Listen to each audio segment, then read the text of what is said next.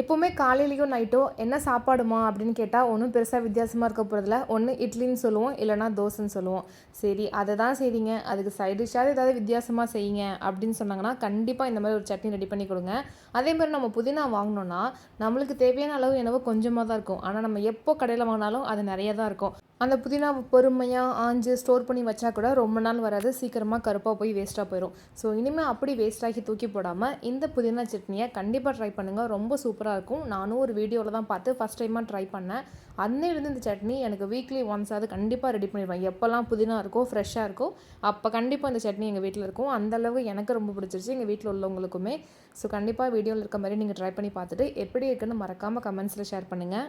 இதுக்கு தேவையான பொருள்னு பார்த்தா ரொம்ப ஈஸி தான். வெங்காயம் தேவையில்லை, பூண்டு மட்டும் கொஞ்சம் உரிச்சிக்கலாம், காரத்துக்கு பச்சை மிளகாய். ஸோ எண்ணெய் ஊற்றி பச்சை நிலக்கடலை தான், அதனால் கொஞ்சம் நேரம் அதை வறுத்துட்டு அதுக்கப்புறமா பச்சை மிளகாய், பூண்டு, தக்காளி, புளி கொஞ்சமாக சேர்த்துட்டு அது கூடவே பார்த்திங்கன்னா கொஞ்சம் போல் மஞ்சள்தூள் சேர்த்து நல்லா வதக்கிட்டு அடுப்பை ஆஃப் பண்ணிவிட்டு புதினாவை சேருங்க. அந்த அண்ணலில் அது வந்து வதங்கினாலே போதும். அதை நல்லா அரைச்சி எடுத்துட்டு நல்ல தண்ணி தேவையான அளவு கலந்துக்கலாம். கடலை இருக்கனால கெட்டிப்படும். ஸோ தாளித்து இட்லி கூட சாப்பிடுங்க, சூப்பராக இருக்கும்.